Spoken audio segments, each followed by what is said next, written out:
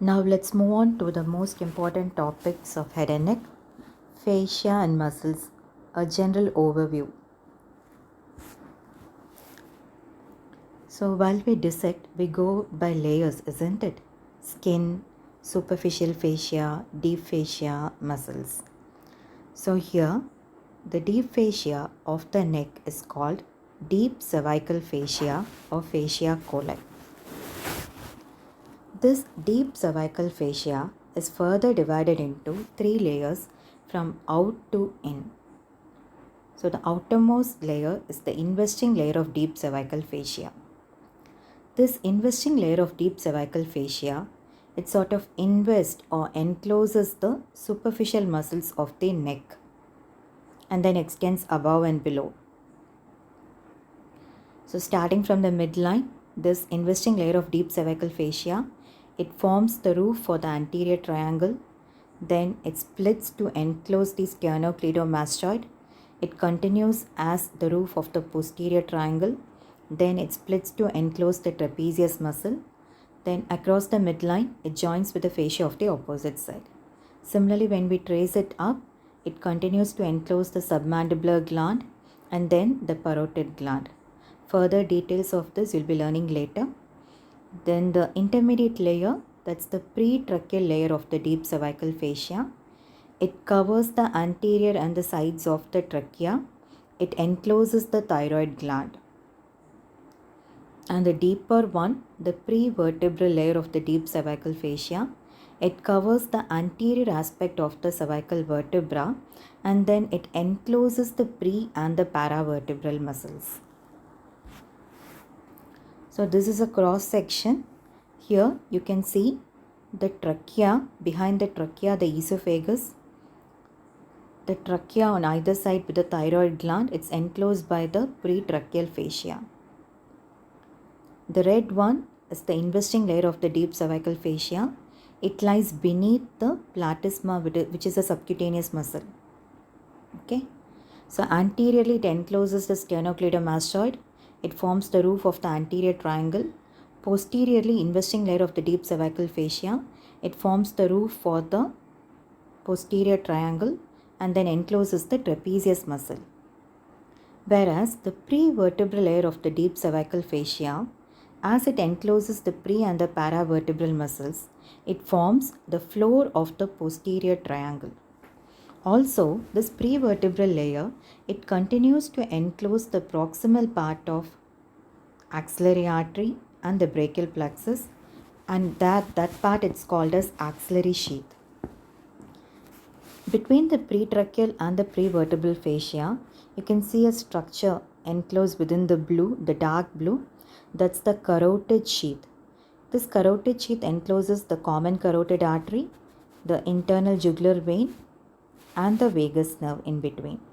The anterior wall of the carotid sheath is formed by pretracheal layer of deep cervical fascia. The posterior wall of carotid sheath is contributed by prevertebral layer of deep cervical fascia. Now coming to the fascia over face. So in the face also, as we dissect, we'll be coming across skin, superficial fascia. Immediately beneath the skin and superficial fascia, we'll encounter the facial muscles because these facial muscles are subcutaneous. And remember, there is no deep fascia over the face except in the region of the parotid and the masseter muscle. It's sort of thickened and it's called parotidomasseteric fascia. While talking about muscles of head and neck, it's very important to talk about platysma. This platysma is a very thin sheet of subcutaneous muscle that starts from at the level of second costal cartilage. It stretches over the clavicle as you see in this diagram, then over the sides of the neck, over the lower aspect of the mandible, and reaches as far as the angle of the mouth. This platysma is a subcutaneous sheet of muscle. Along with the facial muscles, this is also supplied by facial nerve. It is considered to be a remnant of panniculus carnosus. Muscles of face As we know, these muscles of face are subcutaneous. This classification that I've displayed here, I got it from Gray's Anatomy. So the openings that you see on the face, on the anterior aspect of the face, that is the palpebral fissure, that is the space between the upper eyelid and the lower eyelid. Then we have the nostrils. Then we have the oral fissure. Oral fissure is the space between your upper and lower lip. So the muscles of face, they are arranged around these openings. The epicranial muscle group includes the occipitofrontalis, temporoparaetalis. Then we have the auricular muscles. The muscles surrounding the eyelid, they are grouped as circumorbital and palpebral group. Around the nostrils and nasal cavity, we have the nasal group of muscles. And over the cheek and surrounding the oral fissure, we have the buccolabial group, among which we have the buccinator, which is a very important muscle. Surrounding the palpebral fissure, we have the orbicularis oculi, that's also another important muscle. Surrounding the oral fissure, we have the orbicularis oris, that's another important muscle. So the main function of the facial muscle is to close these orifices. They act as sphincters of the palpebral fissure, oral fissure, and the nostrils. But while they do this action, there's an additive action produced, that is expression of emotion. Okay, so certain muscles, they become like expressed. Your anger, a smile, a grin, frowning, all these are seen as contraction of certain facial muscles. Now coming to the neck muscles, over the anterior region of the neck, we see the main landmark, that's the sternocleidomastoid. The sternocleidomastoid extends from the sternum, the clavicle, to the mastoid process of the temporal bone. The area between the sternocleidomastoid and the midline, that's the anterior triangle. Okay, and here the important landmark in this area is the hyoid bone. So the muscles that lie below the hyoid bone are in the form of a ribbon or strap like, and they are called as infrahyoid muscles or strap muscles, which includes sternohyoid. Near to the sternohyoid, lateral to the sternohyoid, we have the superior belly of omohyoid. The sternohyoid and superior belly of omohyoid are superficial. Beneath it, we have the sternothyroid. This is a deeper muscle, and the upward continuation of sternothyroid is thyrohyoid. All these four, they form the infrahyoid group of muscles. Now above the suprahyoid, we have the suprahyoid muscles, which includes the digastric muscle. It has an anterior belly that arises from the mandible, the posterior belly that extends towards the mastoid process, and then below the posterior belly of digastric, we have the stylohyoid muscle. Now, beneath the anterior belly of digastric muscle, we have the mylohyoid muscle. The mylohyoid of both the sides together form the floor of the mouth, and exactly above this we have the tongue. So the mylohyoid of both the sides together, they are called the diaphragma oris, or the diaphragm of the floor of the mouth.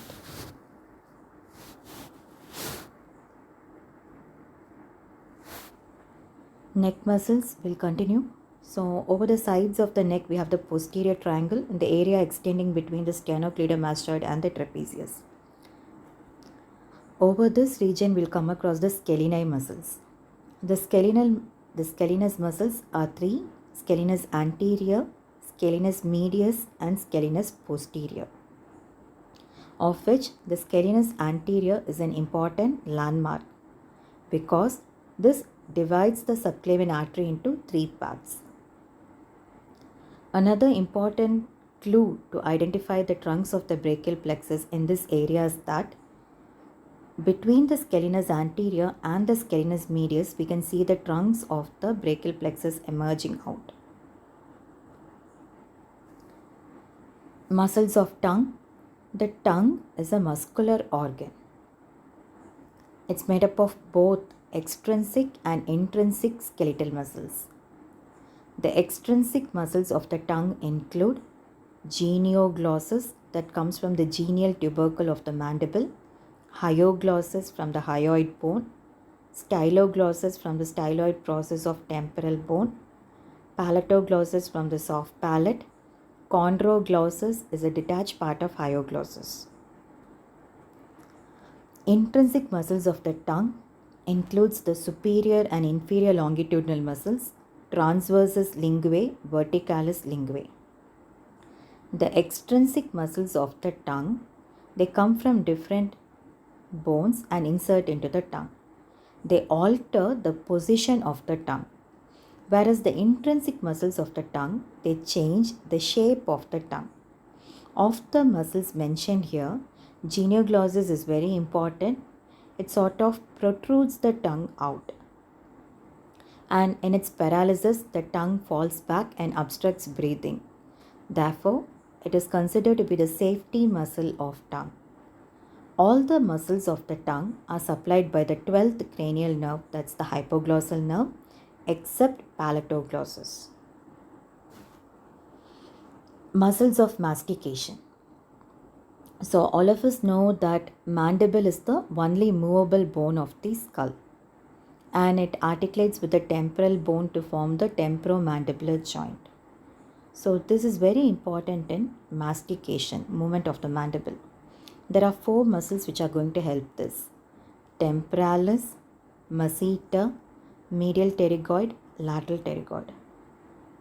They're going to come from different bones and they're all going to insert into mandible and move it. So of the 4, temporalis, masseter and medial pterygoid, they cause elevation of the mandible and thereby closes the mouth. Whereas lateral pterygoid is the only one that causes depression of the mandible and helps to open the mouth. And all of them are going to be supplied by mandibular nerve. The palate is an important landmark. Above that we have the nasal cavity and below that the oral cavity. So here we see the hard palate, and behind the hard palate, that muscular fibrous thing, that's the soft palate. The muscles of the soft palate include tensa veli palatini, levator veli palatini, palatopharyngeus, palatoglossus. The movements of the soft palate is very important because that is the one which is going to prevent the food from the oral cavity from entering the nasopharynx or nasal cavity. All the muscles of soft palate are supplied by cranial part of accessory nerve except tensa veli palatini. Muscles of pharynx.